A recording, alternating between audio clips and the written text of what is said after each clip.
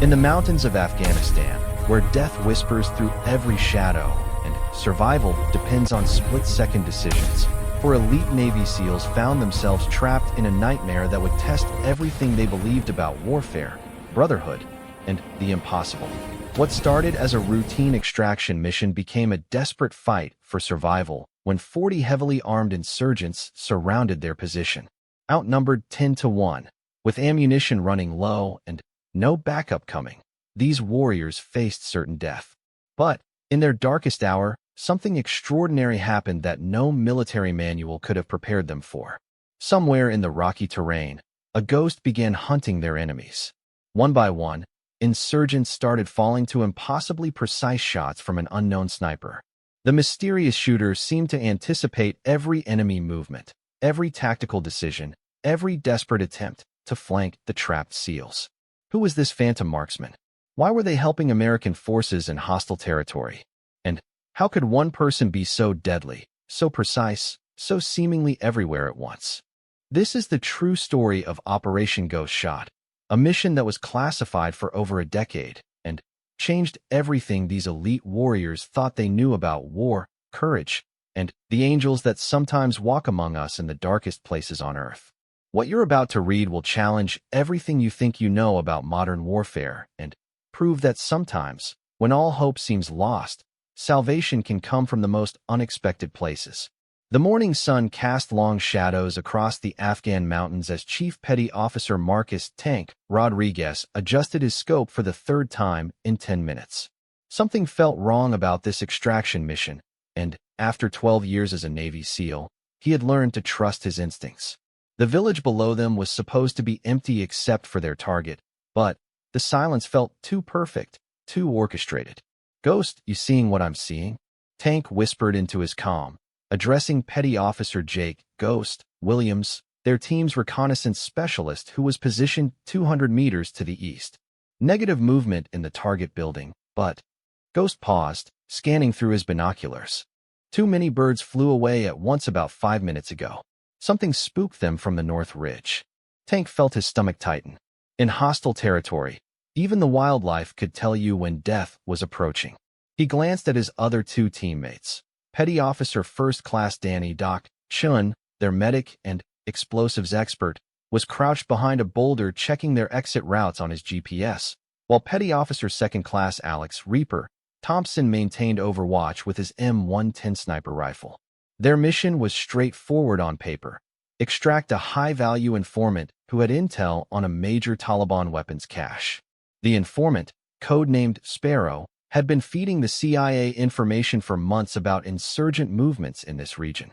But as Tank studied the seemingly peaceful village through his scope, every instinct screamed that they were walking into a trap. "Reaper, anything on thermal?" Tank asked, knowing their team's sniper had the best equipment for detecting heat signatures. "That's the problem, Chief," Reaper replied, his voice tense. "I'm reading way too many cold spots in buildings that should be showing some ambient heat. Either this village has been abandoned for weeks, or someone's been working very hard to mask their presence." Doc looked up from his GPS. "Extraction helicopter is still 45 minutes out. If this goes sideways, we're on our own until then." Tank made his decision. "We proceed as planned, but combat spacing.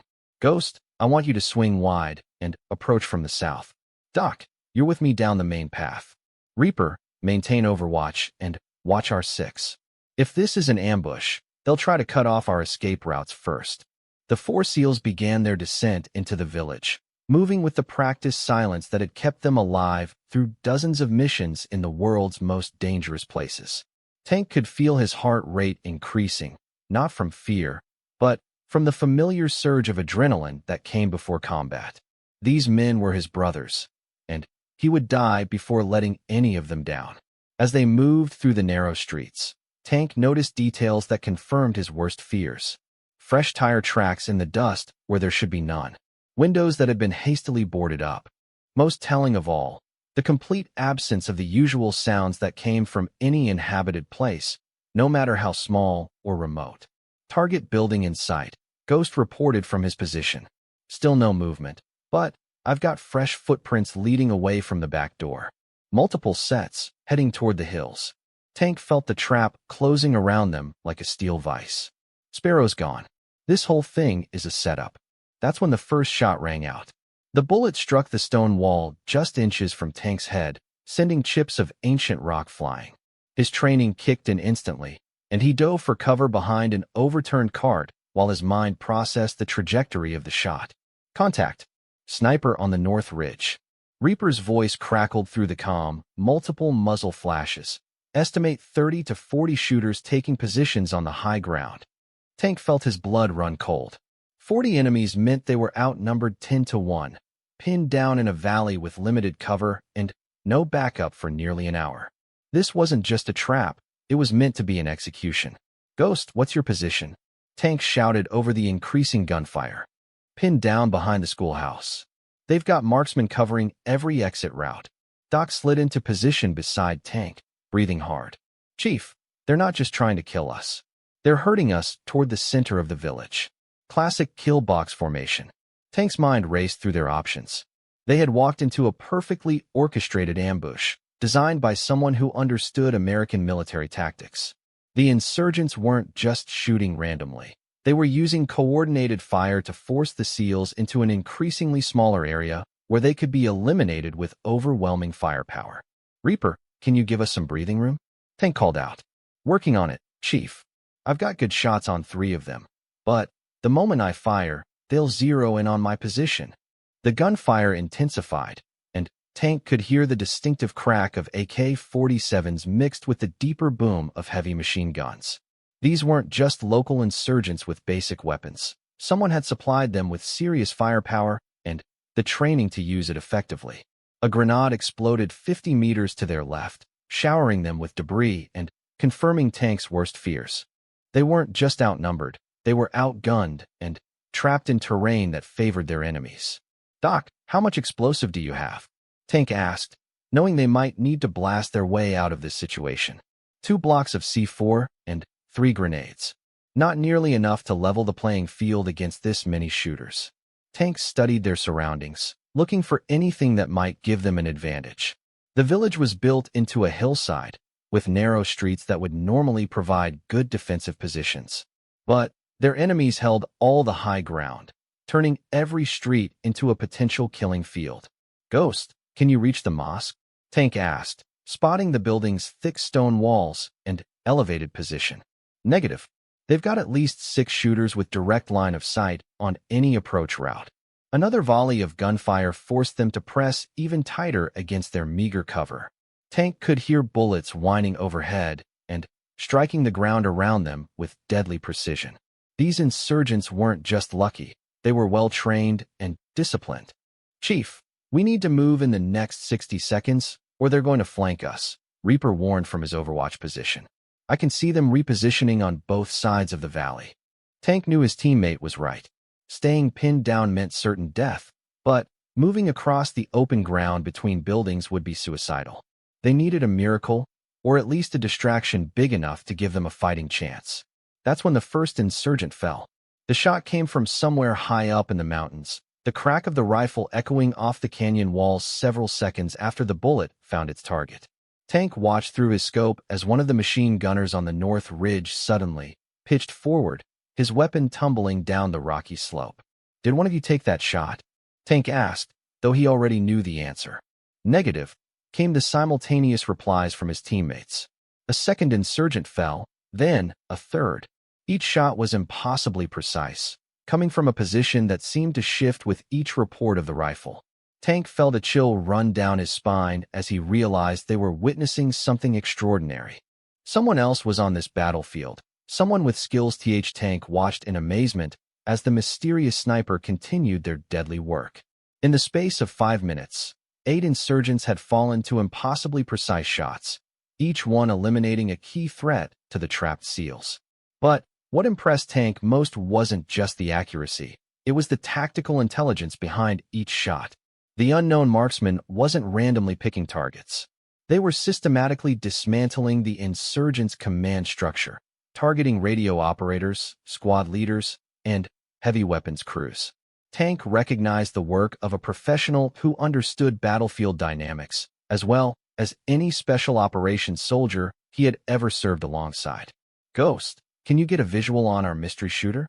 Tank asked, using the momentary confusion among the insurgents to reposition behind better cover. "Negative, Chief. Muzzle flashes are coming from at least 3 different positions on the eastern ridge. Whoever this is, they're moving fast and staying invisible." Doc slid across the narrow alley to join Tank, keeping low as sporadic gunfire continued to pepper their position. "Chief, I've been counting the shots. Our guardian angel is using different calibers. Some of those kills were definitely .308, but at least 2 sounded like .300 Winchester Magnum." Tank felt his respect for the unknown sniper growing. Multiple weapons meant this person had come prepared for a major engagement, not a chance encounter. Professional gear, professional tactics. This isn't some local freedom fighter taking potshots. Reaper's voice crackled through the comm with an edge of excitement. "Chief, I just watched our ghost take out a machine gun nest at over 1,000 meters. Through the gunner's scope. That's not just good shooting, that's supernatural." Another insurgent fell as Tank was formulating their next move. The enemy force was clearly rattled, with several fighters abandoning their positions to seek better cover. But Tank knew that panic could make desperate men even more dangerous.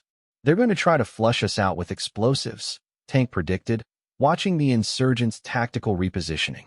When scared fighters can't find their enemy, they usually default to overwhelming firepower. As if responding to his words, a rocket-propelled grenade streaked overhead, exploding against the mountainside behind them. The blast was followed by another, then a third, as the insurgents began using area effect weapons to compensate for their inability to target the mysterious sniper. "Time to move," Tank shouted as debris rained down around them. "Ghost, can you reach the water tower?" "I can try, but they've still got overlapping fields of fire covering the approach." That's when Tank heard something that made his blood run cold, the distinctive whine of an incoming mortar round. The insurgents had brought heavy weapons to this engagement, and they were desperate enough to use them even at the risk of destroying the village they were fighting in. The mortar exploded 60 meters away, close enough to shower them with rocks and dirt. Tank realized that their unknown allies' intervention, while helpful, had also made the insurgents more reckless and dangerous. "Doc, we need to signal our position to that helicopter," Tank decided, "even if it means exposing ourselves. These guys are going to level this whole valley if they have to." Before Doc could respond, Tank's comm crackled with an unfamiliar voice. The transmission was crystal clear despite being encrypted on their secure frequency, which should have been impossible for anyone outside their unit to access. "SEAL Team, this is Overwatch. You need to move to the blue building with the damaged minaret. I can provide cover for your movement, but you have approximately 90 seconds before they reorganize their fire teams." Tank felt his world shift. The voice was female, speaking with an American accent, and using military terminology with the confidence of someone who had spent years in combat zones. But how had she accessed their secure communications? "Overwatch, identify yourself," Tank responded, though he was already signaling his team to prepare for movement. "Call me Angel. Right now, all you need to know is that I'm very good at killing people who are trying to kill you. The building I mentioned has a basement tunnel that leads to the old cemetery. From there, you can reach higher ground." Tank studied the building she had indicated. It was barely 100 meters away, but crossing the open ground would require perfect timing and covering fire. "Angel, how do you know about that tunnel?" "Because I've been operating in this area for 6 months, and I know every hiding place, escape route, and defensive position within 10 kilometers. Trust me, or stay pinned down and die. Your choice."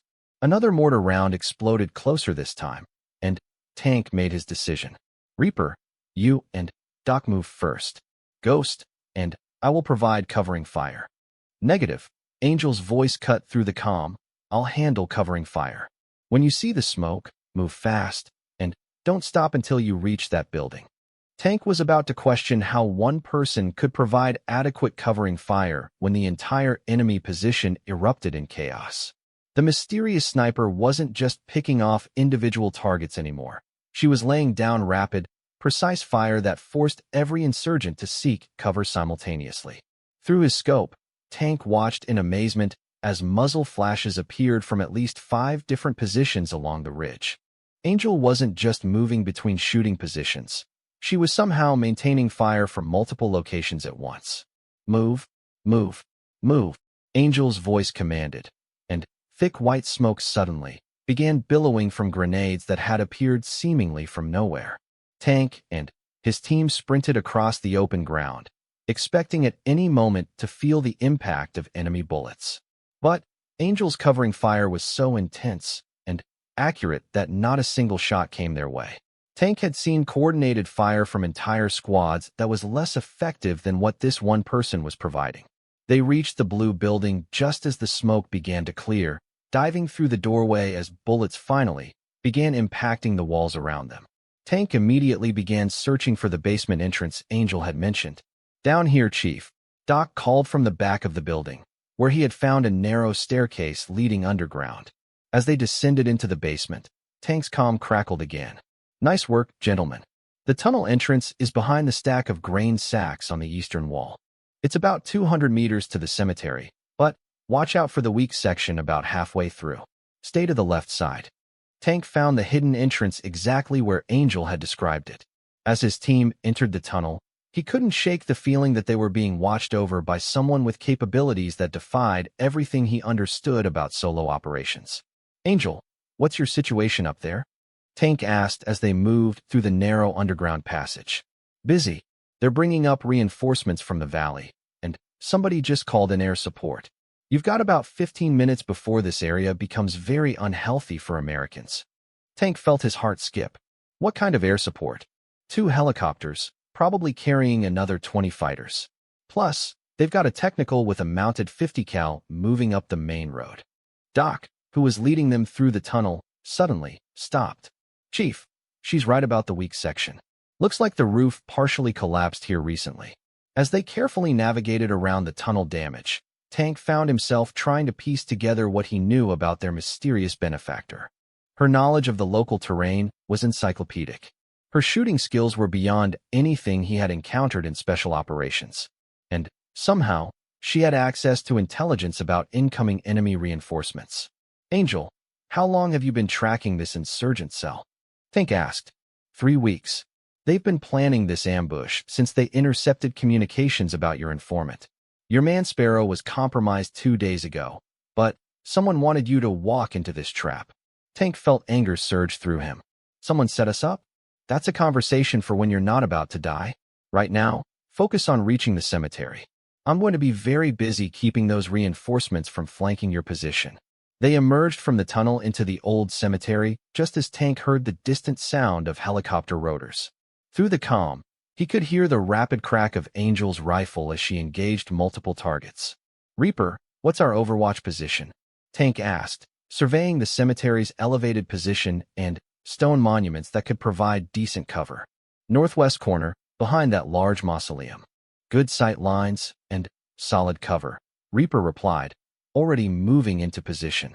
As his team established their defensive position, Tank watched the battle unfolding in the valley below. The insurgents were pouring fire toward the eastern ridge where Angel was operating, but their shots seemed to be hitting empty air. Muzzle flashes appeared and disappeared like ghosts, always from unexpected angles. "Chief, you need to see this," Ghost called from his observation post.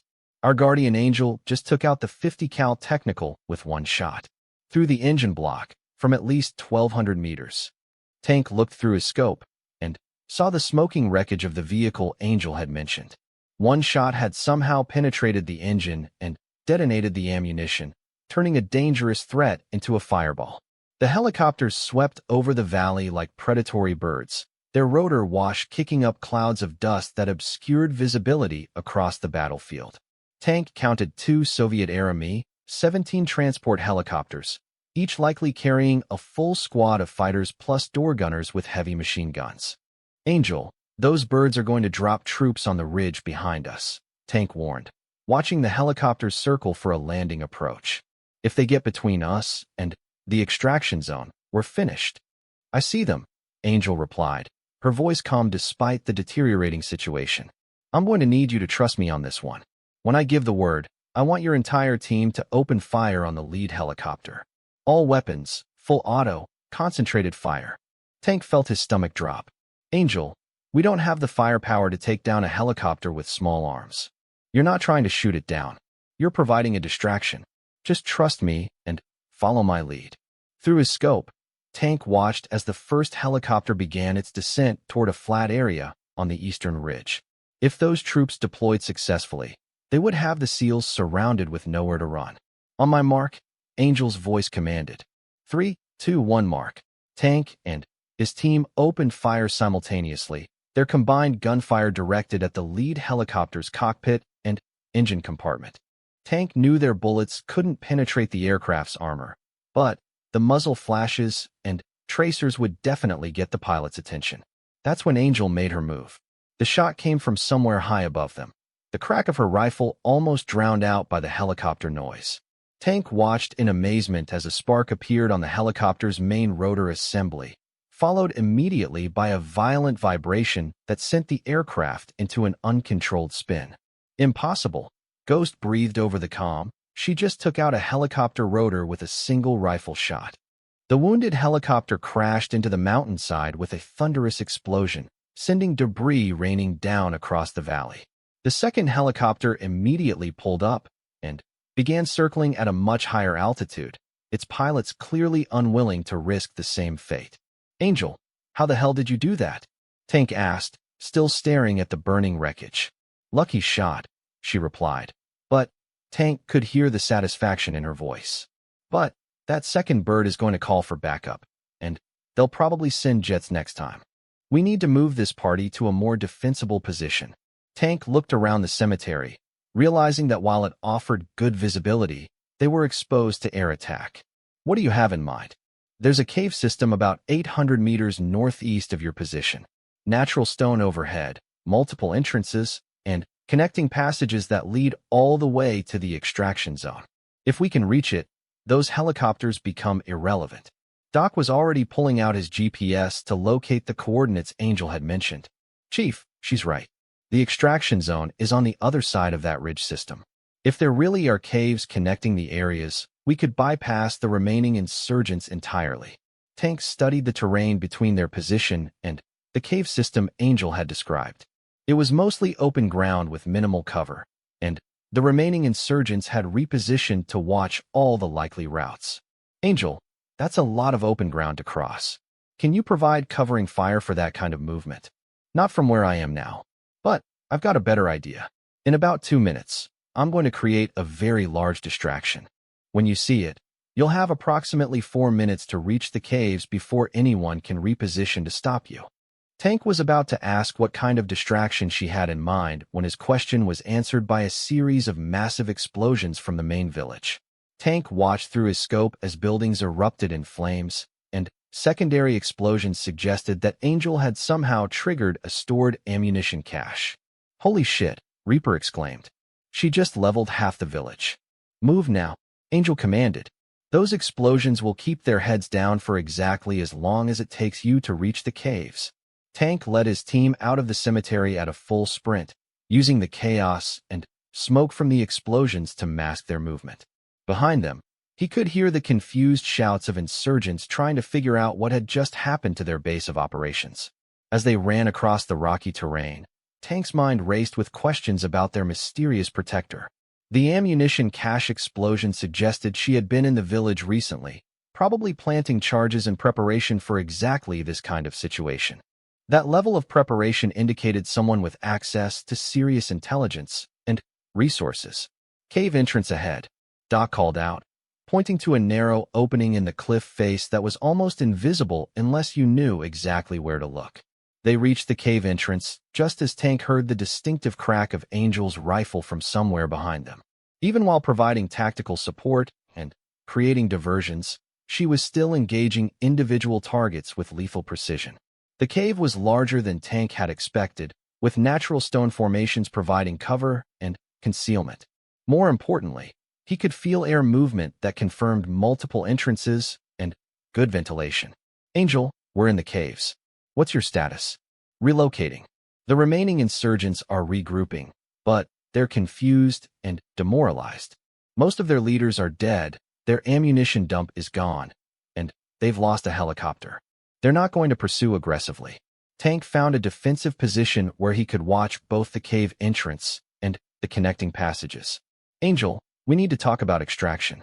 Our helicopter will be here in 20 minutes, but the landing zone is going to be hot. Already thought of that. I've been tracking their radio communications, and they've called for reinforcements from 2 other cells. You're going to have about 60 additional fighters converging on the extraction zone within the hour. Doc looked up from his radio. Chief, I just got word from the extraction team. They're willing to come in hot, but if the landing zone is heavily defended, they'll have to abort. Tank felt the familiar weight of command decisions. They could try to fight their way to the extraction zone and hope their helicopter could get them out before being shot down. Or they could try to find an alternative extraction point, which would mean staying in hostile territory longer than planned. Angel, what other options do we have? There's an old Soviet-era landing pad about 3 kilometers north of the primary extraction zone. It's partially concealed by an overhang, which would provide some protection from ground fire. But getting there means crossing through territory controlled by at least 2 insurgent groups. Tank was weighing their options when Ghost's voice cut through the comm with urgency. Chief, we've got movement in the tunnels. Sounds like at least 6 people, maybe 8, coming from the northeast passage. Tank felt his pulse spike. If insurgents had found another entrance to the cave system, their temporary sanctuary could become a tomb. Positions. Doc, cover the main entrance. Ghost and Reaper, watch the connecting passages. That's when Tank heard something that made his blood run cold. Voices speaking in a language he didn't recognize, coming from multiple directions within the cave system. They weren't just facing a small group of insurgents. They were about to be surrounded underground. Angel, we're about to be overrun in here. Multiple contacts approaching through the caves. I know. I'm tracking them on thermal imaging. But here's what they don't know. This cave system has been used by smugglers for decades, and I've spent the last month mapping every passage and dead end. Tank heard the confidence in her voice and felt a surge of hope. You have a plan? Follow the main passage straight back for exactly 200 meters. You'll come to a junction with 3 branches. Take the middle passage, and it will lead you up to an exit that opens about 50 meters from the alternate extraction zone I mentioned. What about the insurgents in the caves? Leave them to me. I'm about to enter the cave system from the southern entrance. In about 30 seconds, you're going to hear gunfire from behind you. When you do, move fast, and don't look back. Tank gathered his team and began moving deeper into the cave system, following Angel's precise directions. The tunnels were narrow and winding, carved by centuries of water flow through the limestone bedrock. Behind them, Tank heard the first echoing crack of rifle fire, followed by shouts and confused voices. Angel had entered the caves and was engaging the insurgents who had been hunting them. 200 meters, Chief, Doc announced, checking his pace count. Tank could see the junction Angel had described, with 3 passages branching off in different directions. As they reached the intersection, the sounds of gunfire from behind them intensified. She's fighting at least 8 people in those tunnels, Ghost observed, his voice filled with amazement. How is one person handling that many targets in close quarters? Tank was wondering the same thing as they entered the middle passage. The sounds of combat were fading behind them, which meant either Angel was moving deeper into the cave system or the fighting was over. Angel, what's your status? Tank called into his comm. Busy, came the terse reply, followed by the sound of rapid gunfire. They climbed steadily through the winding passage, and Tank began to see natural light ahead. The exit Angel had described opened onto a narrow ledge that overlooked a small valley with the ruins of what had once been a Soviet outpost. The sound of approaching helicopter rotors echoed off the canyon walls as Tank maintained his position on the ledge, scanning the surrounding terrain for any sign of Angel. His extraction helicopter was less than 5 minutes out, but he couldn't shake the feeling that leaving without their mysterious protector would be abandoning someone who had risked everything to save them. Chief, we need to prepare the landing zone, Doc urged, pointing to the concrete pad that would need to be cleared of debris before the helicopter could safely land. Tank nodded, but kept his comm channel open. Angel, I need your real status. Are you injured? Do you need medical assistance? After a long pause, Angel's voice came through, and, for the first time, Tank heard something that sounded almost vulnerable. I'm fine. Just saying goodbye to some old friends down here. Tank felt a chill that had nothing to do with the mountain air. Angel, what happened in those caves? The insurgents you were facing weren't just random fighters. 3 of them were former Afghan National Army soldiers who worked with American forces during the early years of the war.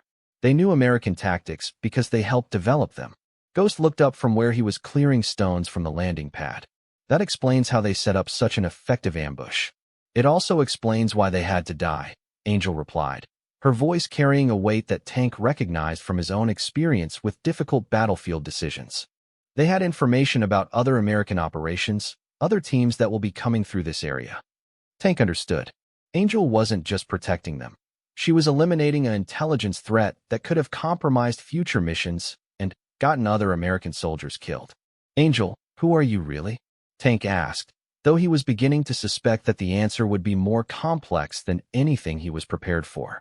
Someone who made different choices than you did, but for the same reasons.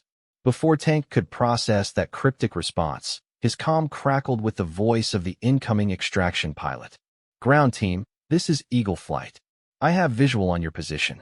Landing zone appears secure, but I'm reading multiple heat signatures approaching from the south. You've got company coming. Tank grabbed his binoculars and scanned the southern approach to their position. Through the haze, he could see movement among the rocks, at least 15 fighters making their way toward the landing zone. They're going to arrive right as we're trying to extract, Reaper observed, checking his ammunition. This could get messy. Tank was calculating their defensive options when Angel's voice cut through his tactical planning. Eagle Flight, this is Overwatch. I have eyes on the approaching hostiles. Recommend you come in from the north and execute a combat extraction. I'll suppress the ground threats. There was a pause before the pilot responded. Overwatch, identify yourself. This is supposed to be a closed communication channel. Tank heard Angel's quiet laughter. Eagle Flight, check your briefing folder for Operation Ghost Shot. Authorization code Whiskey 77 Alpha. Another pause, longer this time. When the pilot's voice returned, it carried a note of recognition and respect that surprised Tank. Copy that, Overwatch. Beginning combat approach from the north. Tank felt his world shift slightly. Angel had just provided an authorization code that the extraction pilot recognized, which meant she was operating with official sanction from someone high up the chain of command. Angel, you're military, Tank stated, though it came out as more of a question. Was military. Now I'm something else entirely. The helicopter swept around the northern canyon wall, flying fast and low to minimize its exposure to ground fire. Tank could see the approaching insurgents clearly now, and they were moving with the kind of disciplined tactical formation that suggested professional training. All call signs. This is Eagle Flight beginning final approach. Prepare for immediate extraction on touchdown. Tank gathered his gear and prepared to move to the landing zone. But he kept his comm channel open. Angel, we're not leaving you behind. Whatever operation you're running up here, you're coming with us. Negative. My mission isn't complete, and yours is. Get your people home, Chief.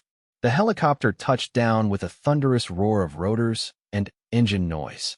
Tank could see the crew chief waving them forward urgently as the first insurgent bullets began impacting around the landing zone. That's when Angel's covering fire began in earnest. Tank had been impressed by her precision shooting throughout the engagement, but what he witnessed during the extraction was something beyond anything he had encountered in special operations. From her position somewhere in the mountains, Angel laid down a devastating barrage that systematically eliminated every insurgent who tried to get within effective range of the helicopter. Move, move, move, the crew chief shouted as Tank's team sprinted across the open ground to the helicopter. Doc and Ghost reached the aircraft first, diving through the open door as bullets whined overhead. Reaper paused to provide covering fire, but quickly realized it was unnecessary. Angel's shots were so precise and rapid that no insurgent could maintain a firing position for more than a few seconds. Tank was the last to board, and as he threw himself into the helicopter, he made a decision that went against every tactical principle he had learned. Eagle Flight, we're not leaving yet. The pilot turned in his seat, shouting over the engine noise. Chief, we need to go now? This landing zone is going to be overrun in about 60 seconds. There's someone else out there. An American operator who saved our lives. The pilot's expression changed, and Tank saw recognition flash across his face. Chief, Overwatch has her own extraction protocol. She's not coming with us. Tank felt his heart sink as he realized that Angel's involvement in this operation went far beyond a chance encounter. She had been positioned in this area specifically, with resources and support that suggested a much larger mission than saving one SEAL team. Angel, at least tell me your real name. Tank said into his comm as the helicopter began to lift off. Call me Sarah, she replied, and, for the first time, her voice carried something that sounded like genuine warmth. And, Tank, tell your commanders that the intelligence network in this region is more compromised than they know. Someone on the inside fed information about your mission to the insurgents. Tank felt anger surge through him. Who? I'm still working on that. But, be careful who you trust when you get back. This ambush was planned by someone with access to classified mission details. As the helicopter climbed away from the landing zone, Tank could see the remaining insurgents converging on their former position. But, even as they flew away, he could hear the distant crack of Angel's rifle as she continued to engage targets from her concealed position. Eagle Flight, what can you tell me about Overwatch? Tank asked the pilot. The pilot glanced back at him with an expression that mixed respect and something that might have been pity. Classified, Chief. But, I can tell you that she's been operating solo in this region for 8 months, and she's eliminated more high-value targets than most entire squadrons. Ghost leaned forward from his position near the door gunner. 8 months alone in hostile territory? That's not a deployment. That's a suicide mission. Not if you're good enough, the pilot replied. And Overwatch is better than good enough. She's legendary. Tank stared out at the mountainous terrain below, wondering about the woman who had saved their lives. 8 months alone in one of the most dangerous regions on Earth, hunting insurgents and gathering intelligence with no backup and no support except whatever she could carry. Chief, incoming transmission for you, the crew chief announced, handing Tank a headset connected to the helicopter's long-range communication system. Tank put on the headset and heard a familiar voice that made his blood run cold. It was Colonel Harrison, his commanding officer, and the man who had personally briefed him on the mission that had nearly gotten them all killed. Chief Rodriguez, good to hear you made it out alive. We lost contact after the initial ambush report. Tank felt suspicion gnawing at his gut. Sir, we had communications throughout the engagement. We were in contact with our extraction helicopter and with an asset designated Overwatch. There was a pause before Colonel Harrison responded. Chief, there was no asset designated Overwatch assigned to your mission. And we lost all communications with your team approximately 40 minutes after the ambush began. Tank felt the world shifting beneath him once again. If Colonel Harrison was telling the truth, then Angel had been operating completely outside official channels. But her authorization codes had been valid, and the extraction pilot had clearly recognized her operational designation. Sir, the extraction pilot confirmed Overwatch's authorization codes. I'm going to need a full debrief when you get back, Chief. It's sound 3 weeks after their rescue. Tank sat in a secure briefing room at Bagram Airfield, staring at a classified file that contained more questions than answers. The official mission report had been sanitized, with all references to Angel or Overwatch removed. According to the military record, SEAL Team 7 had fought their way out of an insurgent ambush using superior tactics and training. Tank knew better. He had spent weeks trying to piece together the truth about their mysterious protector, following leads that seemed to evaporate whenever he got too close to real answers. But persistence had finally paid off, and the file in front of him contained information that explained everything and changed nothing. Her real name is Captain Sarah Chun, Army Special Forces, the intelligence officer sitting across from Tank explained. West Point graduate, Ranger School honor graduate, 3 tours in Iraq before Afghanistan. She was officially killed in action 8 months ago during a classified operation that went wrong. Tank felt his heart skip. She's supposed to be dead? Officially, yes. Unofficially, she's been operating as a deep cover asset for a joint CIA Special Operations Task Force investigating intelligence leaks that have compromised multiple missions throughout this region. Tank studied the photograph in the file, showing a young woman in dress uniform with the kind of steady, intelligent eyes he had learned to recognize in elite soldiers. How does someone fake their own death and continue operating for 8 months? Very carefully, and with support from people who understand that sometimes the most important battles are fought in the shadows, the intelligence officer replied. Captain Chun discovered evidence of a systematic intelligence leak that was providing insurgents with detailed information about American operations. The only way to investigate without alerting the source was to make her disappear from the official record. Tank was beginning to understand the magnitude of what Sarah had been attempting. She was bait, operating alone to see who would try to capture or kill her, tracking the intelligence flow from the source. Exactly. And your mission provided the perfect opportunity to trace the leak to its source. The insurgents knew everything about your extraction plan, including backup routes and timing. That level of detail could only have come from someone with access to the highest classification levels. Tank felt anger building as he realized his team had been used as pawns in a much larger game. We were sacrificial lambs. Someone wanted us to walk into that ambush to see how the intelligence was being passed. Not sacrificial lambs, the intelligence officer corrected, but definitely unwitting participants in a counterintelligence operation. Captain Chun was positioned in that area specifically because intelligence indicated that region would be the site of a major ambush using leaked American operational details. Tank thought about the impossible precision of Sarah's shooting, her encyclopedic knowledge of the terrain, and her ability to access their secure communications. She had been planning for that engagement for weeks. Months, actually. She had identified the cave system, mapped the insurgent positions, and even pre-positioned explosive charges in the village ammunition depot. When your team was assigned that extraction mission, she knew exactly how it would unfold. Tank felt a mix of gratitude and frustration. Sarah had saved their lives, but they had been manipulated into a situation where they needed saving. Did she identify the source of the leak? The intelligence officer smiled grimly. Colonel Harrison, your commanding officer had been providing operational details to insurgent groups for over a year in exchange for payments and guarantees that certain areas would remain stable for American contractors. Tank felt the world tilt. Colonel Harrison had been the officer who briefed them on their mission, who had access to all their operational plans, and who had claimed ignorance about Sarah's involvement in their rescue. Harrison was arrested 3 days ago, the intelligence officer continued, along with 2 other officers and a CIA contractor who were part of the intelligence sharing network. Captain Chen's investigation uncovered a systematic betrayal that had resulted in the deaths of dozens of American service members. Tank stared at the file, thinking about the woman who had spent 8 months alone in hostile territory, hunting not just insurgents but traitors within her own command structure. Where is she now? That's classified.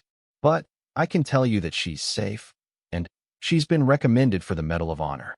Tank felt a surge of satisfaction. Sarah deserved recognition for what she had accomplished, even if the full story could never be made public. There's something else, the intelligence officer added. Captain Chin specifically requested that you and your team be briefed on the real details of what happened. She felt you deserved to know that your mission wasn't a failure of intelligence, but a successful counterintelligence operation that helped save countless American lives. Tank thought about the courage it must have taken for Sarah to operate alone in hostile territory, knowing that enemies existed both outside and inside American forces. Can I contact her? No direct contact. But she wanted me to give you this. The intelligence officer handed Tank a small envelope with his name written on it in precise handwriting. Inside was a brief note that read, Tank, your team's courage under fire made it possible for me to complete my mission. The real war isn't always fought against the enemy you can see. Thank you for trusting a voice in the dark. Stay safe. Sarah. Tank folded the note carefully and put it in his pocket. He had dozens of questions about Sarah's current assignment, her future plans, and whether their paths might cross again. But he understood that some stories had to remain classified, some heroes had to operate in shadows. What happens to our official mission report? Tank asked. It stays sanitized. The public version will show that SEAL Team 7 successfully extracted from a hostile situation using superior tactics. The classified addendum will contain the real details for future counterintelligence training. Tank stood to leave, but paused at the door. Will there be others like her? Deep cover operatives hunting traitors within our own ranks. I can't discuss ongoing operations, but I can tell you that Captain Chen's work has made American forces significantly safer throughout this region. Her methods may be unconventional, but her results speak for themselves. Tank left the briefing room with a new understanding of the war they were fighting in Afghanistan. It wasn't just American forces against insurgents. It was a complex web of loyalties and betrayals that required a different kind of warrior to navigate. 2 months later, Tank was leading his team on another mission in the same mountainous region where they had encountered Sarah. As they moved through the valley where their ambush had occurred, Tank noticed something that made him smile.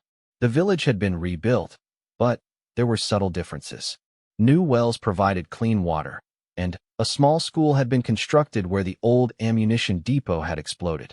Local children played in areas that had once been insurgent strongholds. "Chief, you seeing this?" Ghost asked, pointing to the peaceful scene below them. "Someone's been busy," Tank replied, though he suspected he knew who was responsible for the improvements. That night, as they made camp on a ridge overlooking the valley, Tank's comm crackled with a brief transmission on a frequency that shouldn't have existed. "Tank, this is Overwatch. The region is secure. Your mission is clear for standard protocols. Stay safe out there." Tank smiled and keyed his microphone. "Copy that, Overwatch. Thanks for keeping the home fires burning." There was no response, but Tank felt a sense of comfort knowing that somewhere in the mountains, a Guardian was still watching over American forces, protecting them from enemies both foreign and domestic. He never learned Sarah's current operational status or her new assignment. But sometimes, on particularly dangerous missions in remote areas, Tank's team would find that enemy positions had been mysteriously abandoned, or that intelligence about insurgent movements was remarkably accurate. Tank began to suspect that the woman they had called Angel was still out there, still fighting the shadow war that most people would never know existed. She had become something beyond a conventional soldier, operating in the spaces between official operations and classified missions. Years later, when Tank had retired from active duty and was training new SEALs, he would tell them about the importance of trusting their instincts and watching for the unexpected allies who sometimes appeared in the darkest moments. He never mentioned Sarah by name, and he never provided details that could compromise operational security. But he wanted young warriors to understand that the most important battles were often fought by people whose names would never appear in history books, whose sacrifices would remain classified long after the wars they fought were forgotten. Tank kept Sarah's note in his wallet for the rest of his life, a reminder that courage sometimes came from the most unexpected places, and that the greatest heroes were often those who chose to remain anonymous, fighting for principles rather than recognition. In the end, Tank realized that their encounter with the mysterious sniper had taught him something fundamental about the nature of service and sacrifice. Sarah had given up her identity, her career, and 8 months of her life to protect fellow Americans from betrayal within their own ranks. She had become the guardian that every soldier hoped for but rarely encountered, someone willing to sacrifice everything to ensure that others could come home safely to their families. Tank never forgot the lesson, and he never stopped watching the mountains for signs that somewhere in the shadows, Sarah was still fighting the good fight, one impossible shot at a time. It's like there were some irregular elements in your extraction that we need to understand. Tank signed off the communication feeling more confused than ever. Someone was lying to him, either Colonel Harrison or the extraction pilot. And Angel had warned him that the intelligence leak went high up the chain of command. "Chief, you okay?" Doc asked, noticing Tank's troubled expression. "I don't know," Tank replied honestly. "But I'm starting to think that our guardian Angel might be the only person in this whole mess who is telling us the truth." As the helicopter flew toward their forward operating base, Tank found himself thinking about a woman named Sarah who had spent 8 months alone in hostile territory, protecting American forces from an enemy that included traitors within their own ranks. He realized that their rescue had been just one small part of a much larger and more dangerous game being played in the shadows of the Afghan mountains. And somehow, one woman with a rifle and an unshakable sense of duty was standing between American forces and a level of betrayal that reached into the highest levels of command. Tank made a decision as the forward operating base came into view. He was going to find out who Sarah really was, and he was going to make sure that someone in authority listened to her warnings about the compromised intelligence network.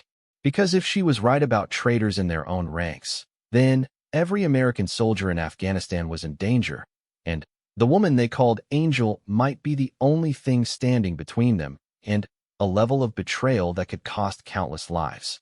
"There's the landing pad," Reaper pointed out, identifying the concrete platform that was partially hidden under a natural stone overhang. Tank checked his watch. "Extraction helicopter should be here in 12 minutes. Angel, can you reach our position?" There was a long pause before Angel replied, and when she did, her voice carried a note of fatigue that Tank hadn't heard before. "I'm going to be delayed. Had to seal off some of the cave passages to keep your new friends from following you. But don't wait for me. Get on that helicopter when it arrives." Tank felt a surge of loyalty toward the woman who had saved their lives. "Negative, Angel. We don't leave people behind. I'm not one of your people, and this isn't a debate. Your mission is to get your team home safely. Mine is to make sure that happens." Tank was about to argue when his comm crackled with an incoming transmission from their extraction helicopter. The cavalry was finally arriving, but Tank realized that their guardian Angel might be planning to disappear back into the mountains as mysteriously as she had appeared. "Angel, what's your ammunition status?" Tank asked, knowing that even the most skilled sniper had limitations. "I came prepared for a long day, but those helicopters are going to complicate things. They're armed, and they're going to try to bracket my position with rockets." Tank could see the helicopters approaching from the south, flying low and fast. "Can you relocate?" "Already moving. But I need you to do something for me. In about 30 seconds, I'm going to light up a position on the north ridge with tracer rounds. When you see it, I want Reaper to put 3 rounds into the same spot. There's a mortar team setting up there, and I can't get a clean shot from my next position."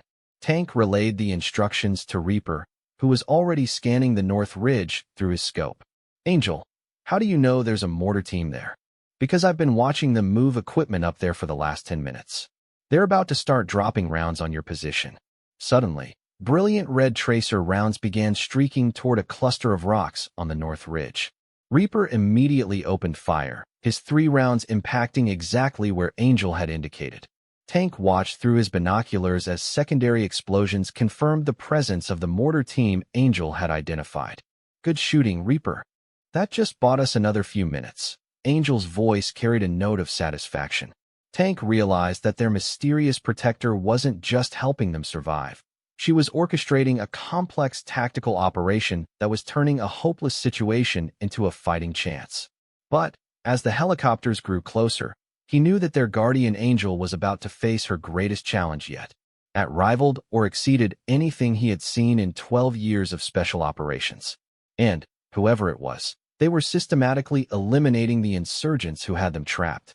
"Chief, you seeing this?" Ghost's voice carried a mixture of amazement and disbelief. "Somebody's picking off their marksmen one by one. Range has to be over 800 meters, and every shot's a kill." Tank watched as panic began to spread among the insurgent forces. Their disciplined ambush was turning into chaos as their numbers dwindled, and they couldn't locate the source of the deadly accurate fire that was devastating their ranks. "Whoever our guardian Angel is, they just bought us some breathing room," Tank said, though his mind was racing with questions. Who would be operating alone in this remote area? How could one person be so devastatingly effective against a coordinated force of 40 insurgents? The mysterious sniper's intervention had given them a chance, but Tank knew they couldn't count on help from an unknown ally. They were still trapped, still outnumbered, and still 45 minutes away from extraction. But for the first time since the ambush began, Tank felt a spark of hope. The ghost in the mountains was evening the odds, one impossible shot at a time. As another insurgent fell to the mysterious marksman's rifle, Tank began formulating a plan to take advantage of the confusion spreading through enemy ranks. They had been handed an opportunity, and he intended to make the most of it. "Gentlemen," Tank said into his comm, watching as the insurgents began repositioning frantically, "we just got ourselves a second chance. Let's not waste it."